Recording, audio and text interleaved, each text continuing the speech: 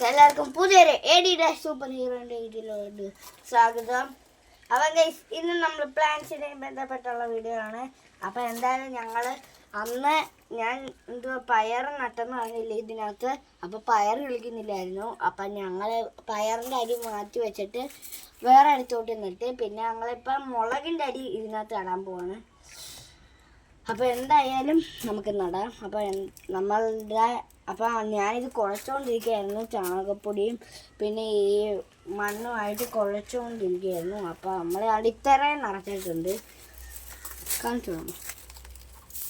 അപ്പോൾ നമ്മൾ ഇത്രയും നിറച്ചിട്ടുണ്ടായിരുന്നു.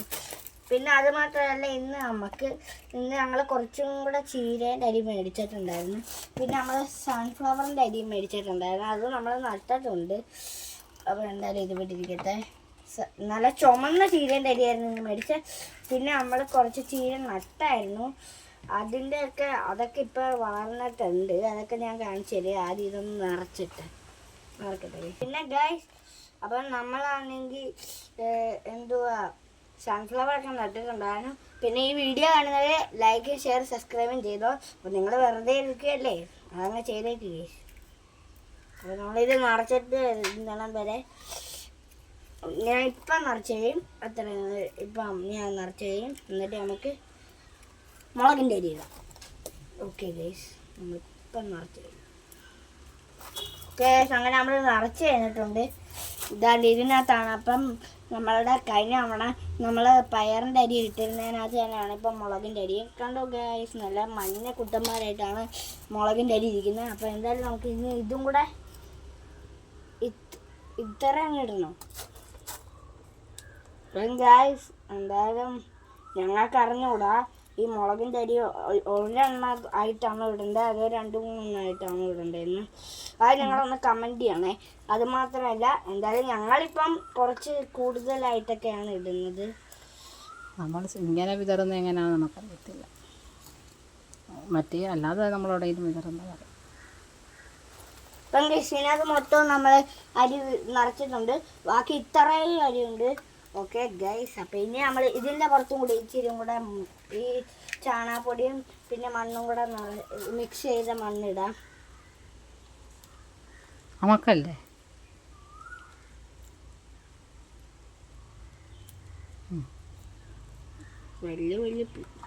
വലിയ കട്ടയൊക്കെ ഉണ്ട്. അതൊക്കെ എരിവാണെങ്കിൽ ഇത് കിളിച്ച് വരെ ഇച്ചിരി പാടായിരിക്കും. പിന്നെ ഗായ്സ്, നമ്മൾ കഴിഞ്ഞ വീഡിയോയിൽ നമ്മളുടെ തക്കാളി നട്ട് കാണിച്ചിട്ടുണ്ടായിരുന്നു. അപ്പോൾ തക്കാളി ഇപ്പം കിളിച്ച് വന്നിട്ടുണ്ട്. കണ്ട ഗായ്സ്, തക്കാളി കിളിച്ച് വന്നിട്ടുണ്ട്.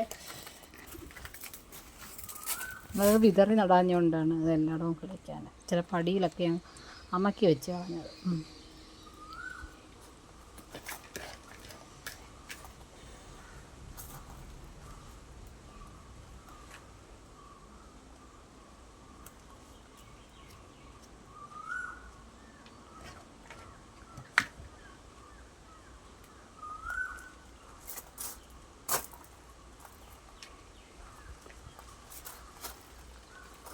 നമ്മളിത് നിറച്ചിട്ടുണ്ട്. അപ്പം ഇനി ഇപ്പോൾ തന്നെ വെള്ളം ഒഴിക്കണം ഇച്ചിരി. വേണ്ട. അപ്പം ഇനി നമ്മൾ വെള്ളം ഒഴിക്കുന്നില്ല. നമ്മൾ ഇങ്ങനെ അങ്ങ് വെക്കുകയാണ്. ഓക്കെ ഗൈസ്, ഓക്കെ ഇനി നമുക്ക് എൻ്റെ ചീര എങ്ങനെയാണെന്ന് കണ്ടിട്ട് വരാം. പിന്നെ ഗൈസ് അങ്ങോട്ട് നോക്കൂ. അങ്ങനെ നമ്മൾ പിന്നെ ഇതൊക്കെയാണ് നമ്മൾ കാണിച്ച ചെടികൾ. പിന്നെ നമ്മളുടെ ചീര നമ്മൾ ഇവിടെ നട്ടിട്ടുണ്ടായിരുന്നു, അതൊക്കെ നമ്മൾ അങ്ങനെ കിളിച്ച് വന്നിട്ടുണ്ട്.